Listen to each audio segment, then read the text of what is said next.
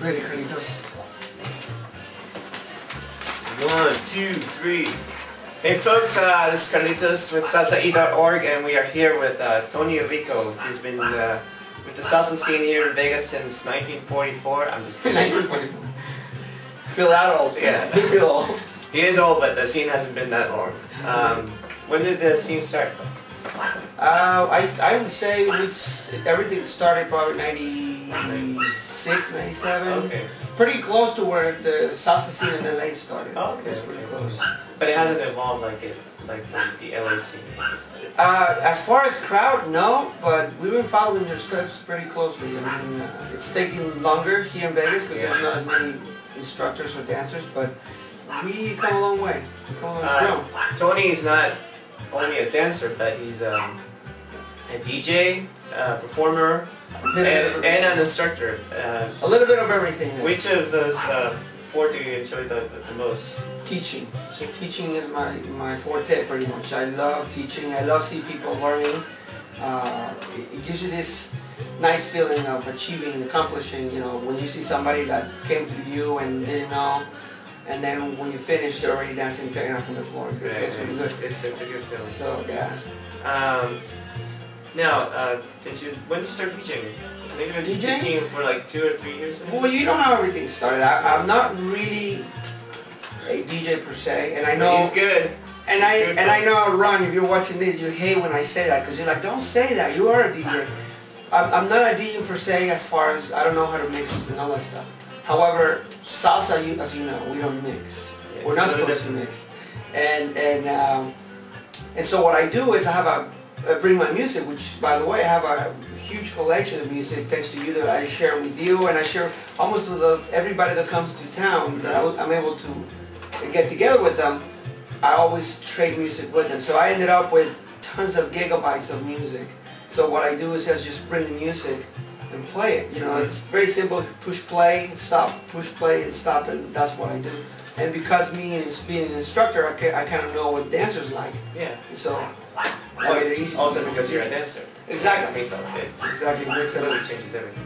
But are there any like DJs that have influenced you in a way? Well, I would say influenced me in a way as far as playing. Not really, but DJs that I like. And I guess it's because I've only been exposed to these DJs. Been only 3 of them. DJ Frank in LA, Robbie in LA, and then DJ Victor Romero. Yeah. So there's only 3 that I've been exposed to, and I love the way they play. I love the music they play. I mean, I'm sure I can tell they have way more music than I do, and I wish someday I'm gonna have the same kind of music. But those are the 3 DJs pretty much that inspired me to. You know what? I think you probably have some music that they don't have. You think? Yeah, I'm pretty sure. So he's doing his homework, folks. So if you want it, call me. Now, let's see. We talked about the DJing and the dancing. You dance quite a bit. I know that like 2 years ago, Francisco Vasquez was one of your idols. Mentor, my idol. He was. Yeah, him and his brothers, you know, the Vasquez brothers, they have a unique way of spinning, and they were the guys who introduced flashy spinning and flashy acrobatics into the salsa scene in LA. And I happened to be one of those guys who got really hooked and inspired by it, especially Francisco. I ran into Johnny Vasquez years ago, before he was as big as he was. He was starting already. He had already done a couple commercials on TV. And the way he caught my attention, he was actually at the Gold Coast, believe it or not. That's where I met Francisco and Johnny, at the Gold Coast. Me and my brother and Jenny, my wife, were dancing, and all of a sudden, I looked at a glance next to me, and I see this guy who looked just like Resortes from Mexico City. And there was a cha-cha playing. And all of a sudden, I see him do like a triple pirouette and fall on a full split. And I just stopped, I froze, and I'm like, whoa! Y paramos de bailar y le hablé a mi hermano and le dije, check this guy out. And of course, you know, like I always do when I see a good dancer, after the song is over, I approached him and I said, who are you? You are amazing, I was watching you. Oh, and then he introduced himself as Johnny, and then he introduced us to Francisco, who, by the way, was sitting there with 2 girls on the side. He's like, hi, nice to meet you, you know. And that was the beginning of it. That was the beginning of it. And yeah, I could say he's the one who inspired me to get more serious about dancing. Mm-hmm. Are there any other people now that? Oh yeah, at this point, yeah. Right now I'll tell you, one of my idols, and I would say probably that it's almost at the same position that Francisco used to be as far as who I look up to right now, Juan Matos. Oh, Juan Matos. Juan Matos, and then after that, because of the similarity of the style, I got Marco Ferrigno from Italy, I got Fons. Marco from Italy. He's amazing. He's awesome. He was at the San Francisco Congress Hooks, and he was just amazing. He's one of my favorites. Michael Fons, and then you got also, I love this guy, you've probably seen him, and I can wait to see him here. Actually, I'm talking to Nate, see if we can bring him. Adolfo Gocochea or something. He used to be with Eric Torres. Mm-hmm. I just love his flavor. He's from Peru, Peruvian. They're very amazing. You can be from any country and have a lot of flavor, yeah. So those are the three main ones right now that are my inspiration. So those are the ones that I've been following and watching their videos, and hopefully sometime we'll be able to bring them over and do some workshops. Now you say that you're not really a DJ per se, but you play really good music. Thanks, man. And I know that our salsa scene here in Las Vegas is still emerging. It's been here since '98, you said, but it still has a long way to go. Now, what is the one thing that you would recommend to DJs out there here in Las Vegas to make the scene a lot better? Okay, let me explain something first for you DJs that are watching. The reason why, and I know Carlitos has said that to some DJs locally, and I've said it before. Not personally, but I might soon. Yeah, but I'll tell you, no, and I have approached them, and you out there watching, the ones I've talked to, you know that I've told you this before, but I probably never explained the reason why. You're not supposed to, you can't mix salsa, even if you're a good DJ who knows how to mix. Because unless you're perfect, we as professional dancers, we are very technical when it comes to the beats. So we are following certain beat, whether it's a 1 or 2 or whatever. And trust me, I mean, you could be the greatest mix, the greatest DJ mixing and stuff, but we could tell when you change. And if you happen to make that switch between the 1 and the 5, okay, or in this case, that's 1 or 2, we will notice. And what happens is we're so into the song, in the middle of the song enjoying it, to all of a sudden be cut off like that. It really is upsetting. It's upsetting, and especially if you're a salsa DJ, you gotta know that. And especially when with the crowds that we work with, which the people that we're training, students that are learning, professional dancers out there, we're all on the same page. We're all very technical. Believe it or not, you see us dancing out there and you see us having fun and everything, but there's a lot of things happening in the background. We're counting. We're following beats. There's a lot of things, technical things happening at the same time. And DJs might not know that. And it's not just it's not a solo dance, it's a partner dance. Exactly. It makes a big difference. Exactly. And so all of a sudden you come and cut the music, you get a lot of people angry. And so if you don't want to see people stopping and looking at you or coming to your DJ booth, like has happened to me before, well, they come to me when they don't like a certain song that I play, but they will come to you to tell you, please do not mix that song. So that's the reason why. And there's nothing against mixing. I mean, if you mix hip-hop, reggaeton, that's fine. Yeah, that's fine. But please, don't don't mix your salsa, man. Don't mix it. It's like the 11th commandment. Exactly. You do not mix salsa songs. Yeah. So that's one thing for DJs. Now for our dancers out there, people who are just getting started, what would you tell them to do to make our community, our salsa scene better? Okay. The first thing I would say from a dancer instructor perspective, and this is my personal opinion, and this is actually why I dance.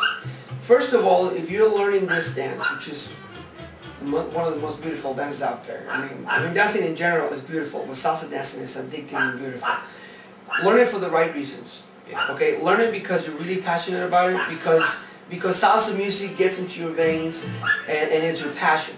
Okay, because once you make sure you love salsa for the sake of loving salsa, then everything comes, everything happens, You will learn, you will improve, you will look good, you will enjoy it. That's the first advice. Second advice as far as making it grow. Support.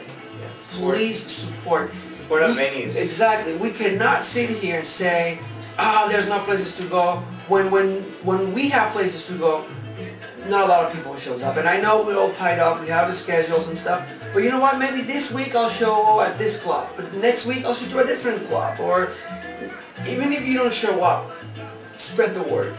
People, trust me, I've seen it happen. Salsa is one of the most, the easiest product to sell. I've encountered people where I'm talking about a different topic, and when the salsa subject comes up, they're all over it. Even if they're not dancers, they want to learn. So even if you don't show up to the venues, spread the word. Even people who you probably don't think they might like salsa, just mention it to them. And you'll be realized, what, really? 11 o'clock? What? So help us out. Just spread the word among dancers and non-dancers and future dancers so we can make this thing big. Clubs look at numbers. If we don't see enough people showing at clubs, they're shutting us down. And by the way, Ron is doing a great job. Oscar and Nate are doing a great job. We tried our thing with the socials. And I can tell you, one of the big supporters here in town, here Carlitos right here, man. This guy shows up to every venue. Every venue. I try. But I mean, you see it on my socials, you see it at Tequila Nightclub, you see it at South Point, you see it everywhere, okay? So, if you can't show as many places as you can, if you can't show up because you're scheduled, just help us out spreading the word. You know, there's this club, and you'll be surprised. And I know that a lot of students, they take classes, but sometimes they don't go to these venues because they're afraid.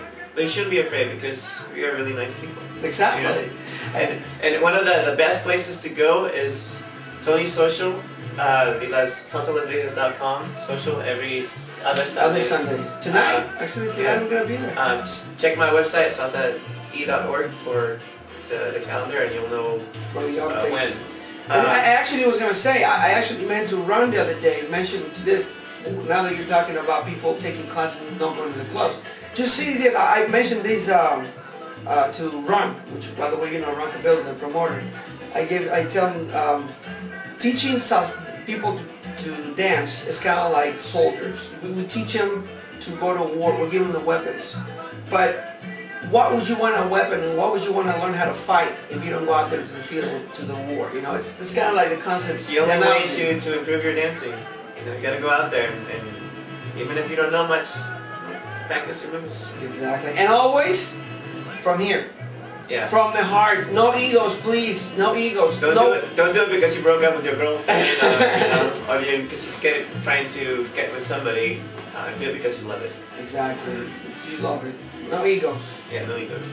Now, I've been hearing rumors that you used to be a stunt double for Michael Jackson. Is that true? Yes, I used to do Michael Jackson impersonator. I used to do that. It started when I was a kid, when Michael Jackson first came out with the moonwalk, and then really I took it beyond that. And a guy saw me here in Vegas, who was a promoter. He said, "You should do this, professionally." And then I run into a friend of mine who still is a professional Michael Jackson impersonator at the American Superstar show, and his name is Damien. And we got together. We used to rehearse together at the studio, and we exchanged moves. And he actually showed me how to do the makeup. And those outfits that I have, he gave them to me. Can you do the voice? I couldn't do the voice. However, I don't know if I mentioned it to you, I even went to Korea one time. Yes, you did. For a tour. And they were expecting me, the promoter didn't tell them that I didn't sing. And when I got there, it was so funny because they gave me a live mic. Oh, no. And I was like, no! And then that night, I was just lip singing. Thank God the music I gave them had Michael Jackson's voice in the back. And to play it off, whenever Michael wasn't singing in the tape, I would say something. I learned how to say thank you and applause in Korean, so I would use the live mic and say it, so people would kind of try to see if I can fool them by using my regular voice, and they would think I was singing, but I'm sure nobody got fooled. They knew there was real Michael Jackson's voice, but they liked it anyway. But yeah, I used to do that. I hadn't done it for a while. Can you show us a little move? I'm rusty, man. He's rusty, but if you ever go to one of the socials, if you ask him, he'll gladly show you. Well, watch it. I'll bring my glove. And he's gotta wear it, yeah. That's the only way. That's his mojo.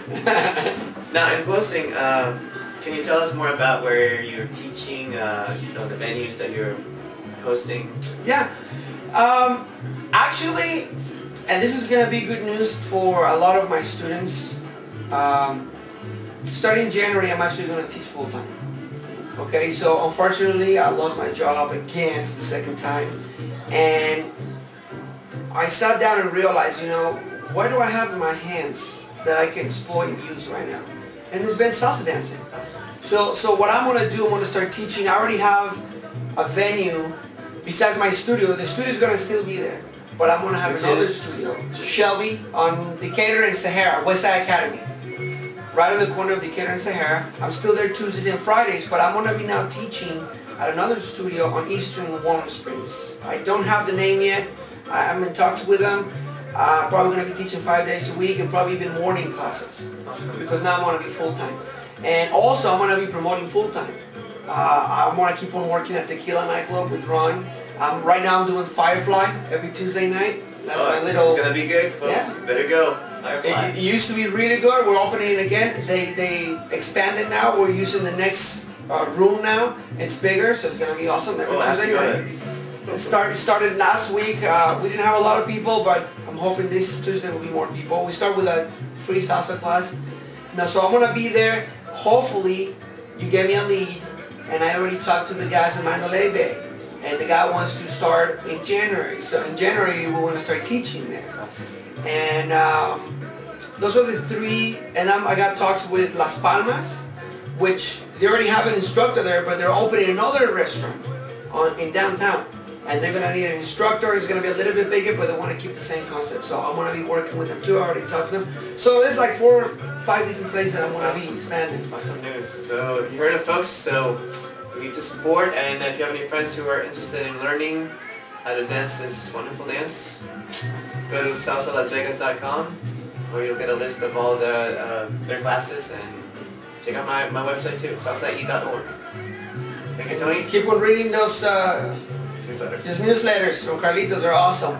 And January, I'm starting at learningsalsa.com. Okay, it's a new website. It's a big project.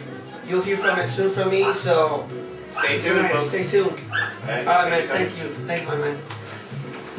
That's good.